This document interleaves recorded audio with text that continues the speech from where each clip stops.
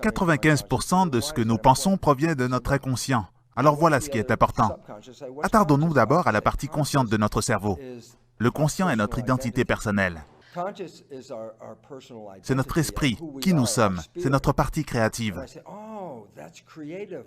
Notre conscience, c'est comme un ange à l'intérieur de notre tête. Que voulez-vous? Vous voulez être heureux, être amoureux, vous voulez être en santé. Tous ces désirs sont des pensées conscientes.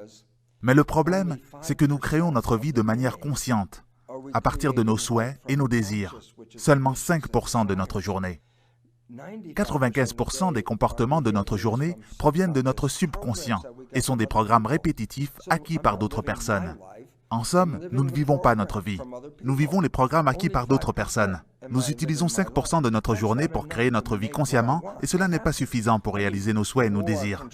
Nous avons besoin de plus de contrôle. Pour vous exercer à devenir plus conscient, pratiquez le mindfulness, ce qui veut dire que vous arrêtez de penser et vous vous appliquez à être ici et maintenant.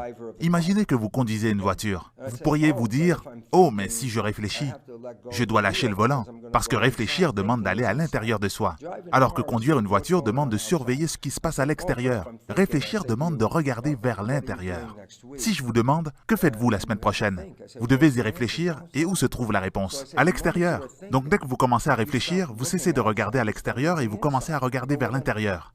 Alors que vous réfléchissez, que se passe-t-il à l'extérieur alors? Vous continuez de marcher, vous conduisez un véhicule, vous travaillez. Devez-vous arrêter tout ce que vous faites parce que votre esprit a commencé à réfléchir? Bien sûr que non. Le pilote automatique est le subconscient qui est en fonction. Le subconscient sait déjà comment marcher. Le subconscient sait comment conduire la voiture. Il sait faire le travail que vous faites régulièrement, car c'est de l'habitude. Si seulement 5% de notre vie est contrôlée par notre esprit et notre conscience, c'est parce que pendant 95% de notre journée, nous pensons et réfléchissons. Donc 95% du temps, notre conscient se parle à lui-même, se questionnant sur ce que nous allons faire, où nous irons, pensant et réfléchissant constamment. Alors si vous marchez, qui est en charge de cette action extérieure pendant que vos pensées sont tournées vers l'intérieur avec votre conscient? C'est donc l'inconscient, le pilote automatique et le subconscient qui prennent le dessus lorsque le conscient est occupé. Et nous savons maintenant que le conscient est occupé à 95%. C'est donc dire que votre vie ne se crée pas à partir de vos souhaits, de vos désirs ou de votre esprit conscient. Votre vie est le résultat d'un programme inconscient qui s'exécute. Mais si vous arrêtez de penser pour être ici et maintenant, sans penser et réfléchir, juste à être présent à ce qui est en train de se passer dans l'instant, c'est à ce moment seulement que vous avez vos mains sur le volant, la conscience, votre esprit, vos souhaits. Vos désirs vous conduisent là où vous souhaitez aller. Mais à partir du moment où vous commencez à réfléchir, vous devez lâcher le volant et vos programmations inconscientes prennent le dessus et vous dirigent. L'idée est la suivante. Est-ce que votre vie est le fruit de votre conscient ou de votre subconscient? Si elle est le fruit de votre conscient, vous manifestez vos souhaits et vos désirs. Mais si votre vie est gérée par votre subconscient, parce que votre conscient est occupé à toutes sortes d'autres choses, comme votre subconscient est programmé, vous avez été programmé. Et ceci n'est pas nouveau. Les jésuites, pendant 400 ans, ont dit aux gens de leur communauté « Donnez-nous un enfant jusqu'à l'âge de 7 ans et nous vous montrerons l'homme qu'il deviendra. » Ce qu'ils voulaient dire, et que les gens n'ont pas compris, était ceci. Si nous mettons en place un programme à l'intérieur des 7 premières années de vie d'un enfant, 95% de la vie de cet être humain proviendra de cette programmation. Nous devenons ce pourquoi nous avons été programmés. Si nous avons été programmés pour être en santé, nous serons en santé. Si nous avons été programmés pour devenir des victimes, nous serons des victimes. Durant les 7 premières années de notre vie, et cela est maintenant scientifiquement prouvé, l'esprit d'un enfant enregistre tout, comme s'il était sous hypnose, et il crée son programme personnel en observant sa mère, son père, sa famille et sa communauté. Donc au cours des 7 premières années de notre vie, là où notre programme s'installe, il ne se crée pas à partir de nos désirs et souhaits. Il provient de ce que nous observons autour de nous. Donc les comportements enregistrés dans notre subconscient ne viennent pas de nous. Ils viennent d'autres personnes. Oh, alors pendant 95% de votre journée, vous rejouez les comportements de personnes autres que vous. Et la plupart sont négatifs. Et cela signifie aussi que la plus grande partie de la journée, vous n'allez pas à la rencontre de vos souhaits et de vos désirs. Vous n'allez pas là où vous aimeriez aller. Vous allez là où votre programme inconscient vous mène. C'est ce que les jésuites disaient. Je te donne le programme, tu deviens ce programme. Donc ce que nous devons faire, c'est changer ce programme. Pouvez-vous nous dire rapidement comment on peut commencer à changer ce programme? Eh bien, nous devons d'abord reconnaître que nous avons 2 esprits, le conscient et le subconscient. Puis nous devons reconnaître que le conscient et le subconscient ont des fonctions différentes et qu'ils apprennent de manière différente. Et c'est de là que provient le problème. L'idée est la suivante. Notre esprit conscient est celui qui crée. Par exemple, si je vous demande de me dire ce que vous souhaitez et que vous me répondez, j'aimerais ceci et cela. C'est l'esprit créatif qui entre en fonction. Vous pensez à ce que vous désirez. Ça, c'est l'esprit conscient.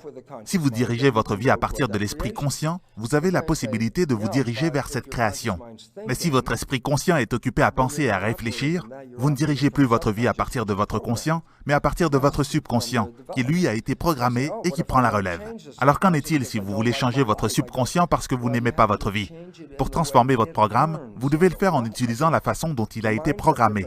J'ai dit un peu plus tôt que notre esprit opérait deux fonctions différentes, le conscient et le subconscient. Le conscient est créatif, les souhaits et les désirs. Le subconscient, ce sont des habitudes, des programmes.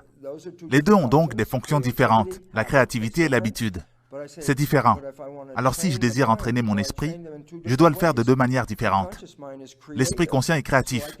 Je peux donc lui enseigner de plusieurs manières différentes. Regarder des vidéos, lire des livres de développement personnel, assister à une conférence. Mon esprit conscient apprendra. Qu'en est-il du subconscient? Oh non, il n'apprend pas de cette manière. Le subconscient apprend de deux façons principalement. Par l'hypnose, qui est la façon dont l'enfant apprend au cours des 7 premières années de sa vie. Et après l'âge de 7 ans, le subconscient apprend d'autres programmes par la répétition, par les habitudes. C'est pour cela qu'après l'âge de 7 ans, nous pouvons apprendre d'autres programmes, mais pour cela, il faut pratiquer, s'entraîner, il faut répéter les choses pour apprendre.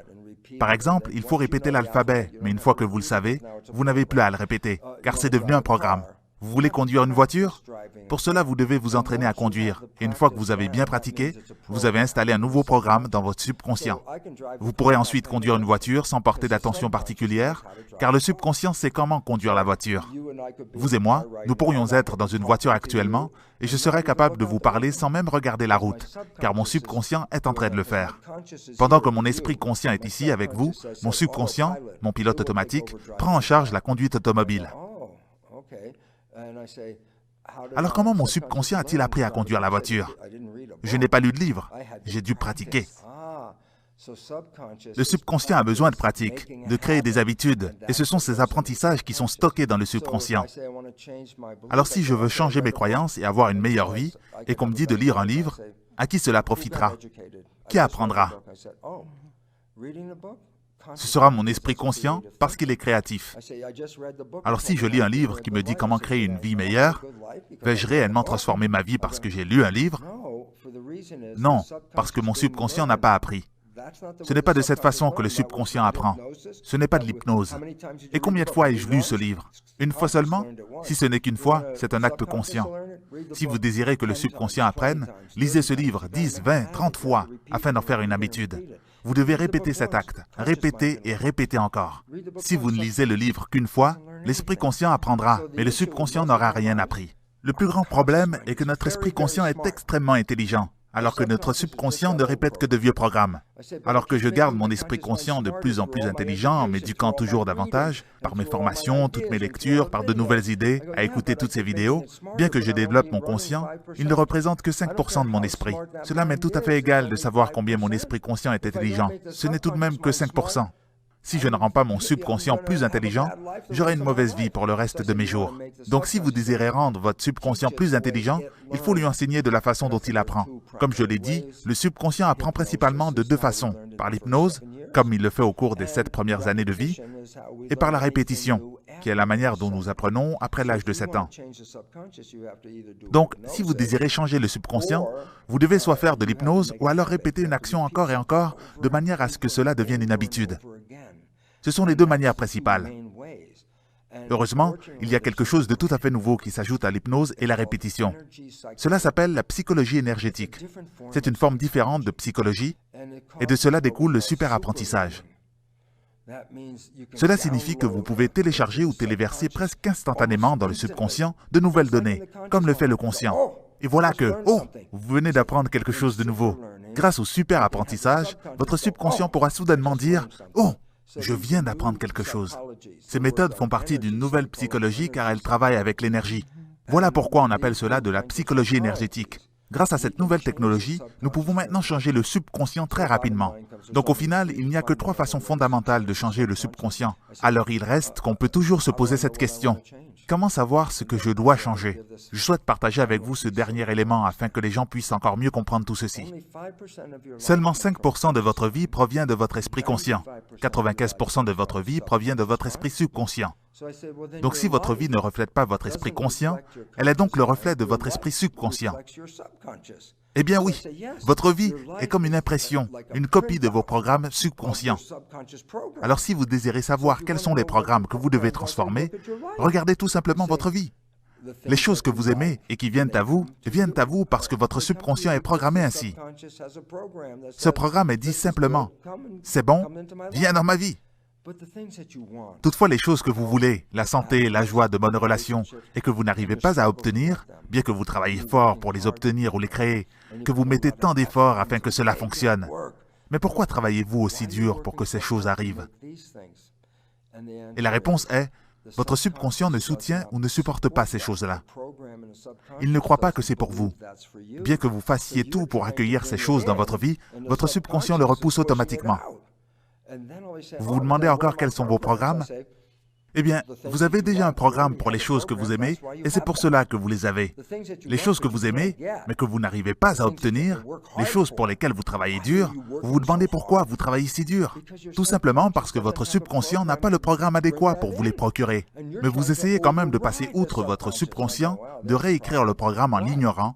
Il est là le problème, parce que le travail du subconscient compte pour 95%, alors que le travail du conscient, qui lui a la possibilité d'intégrer de nouvelles idées, lui compte pour 5%. Il est très difficile de changer les choses dans ces conditions. Il vous faut donc revenir au départ et vous dire « J'aimerais ceci dans ma vie, mais je ne l'ai pas ». Alors par l'hypnose, par la répétition, par le biais de la psychologie énergétique, je vais maintenant installer ce programme dans mon subconscient. Je vais me programmer pour être en santé, je vais me programmer pour être capable de recevoir l'amour, je vais me programmer pour être capable d'attirer l'argent facilement. Si vous n'avez pas cela et que vous travaillez dur pour l'obtenir ou le créer dans votre vie, alors programmez votre subconscient.